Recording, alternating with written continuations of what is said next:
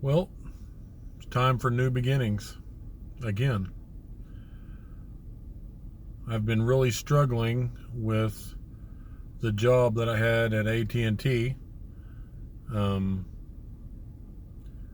just really stressing me out and really getting under my skin and wearing me out, both physically and mentally, emotionally.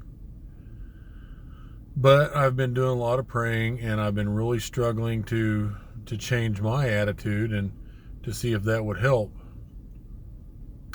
And I've had a couple of fairly good days, but I got a call tonight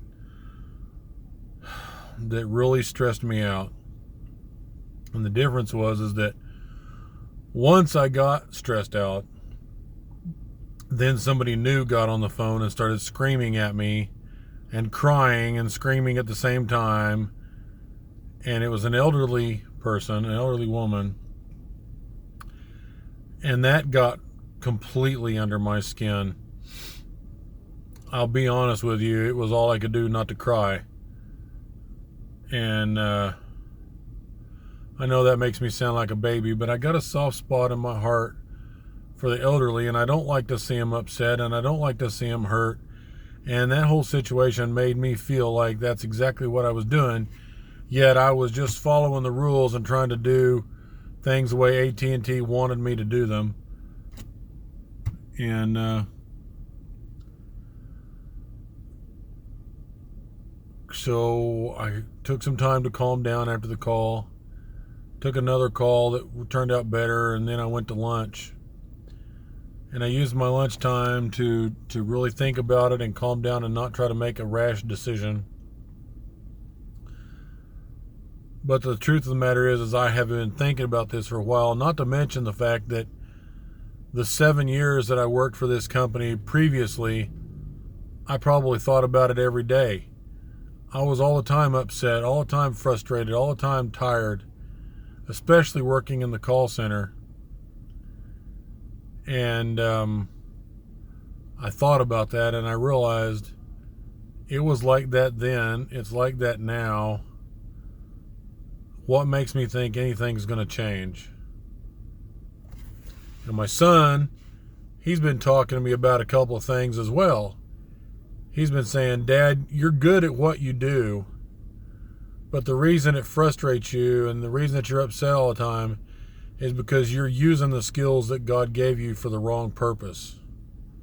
So that's really been on my mind as to whether or not that's actually the case.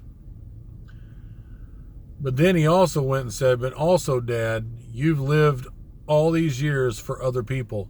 You've been what other people thought you should be. You've done what other people thought you should do. You've done the responsible thing. You've all these things.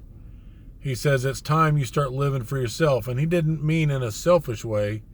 He said, but the decisions that need to be made need to be for me and what God wants, and not necessarily because of what somebody else wants. So with everything said, I still tried to talk myself out of it, but I ended up handing in my resignation. So tomorrow, I start a new chapter. One of my sons wants me to invest in a business and help him get started in a business, along with my daughter. And I'd really like to be involved in ministry somehow. What I originally started off last year trying to do. So I'd like to find some simple income that I'm not going to be tied down, that I can keep my debts paid, keep moving, but also pay off when I say keep my debts paid, I'm talking about my current bills, but get my debt load paid off too. That was the plan behind working for AT&T, and I just couldn't do it anymore. I wasn't happy. Every day I dreaded going to work. Every day I dreaded thinking about it. And the days off, I would be just as depressed, because I'd be thinking, you know what, I've only got a couple days and I'm back to it. So anyway, that's where I'm at. And tomorrow I'm going to spend some time in prayer and spend some time in the Word, and then and seeking what God has for me. I'm going to spend some time in counsel and see where that leads. So here's to the next step in the next day.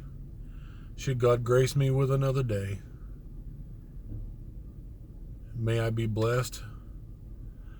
May I have His favor, but more than that, may my relationship with Him be strengthened, and may I find direction and truth.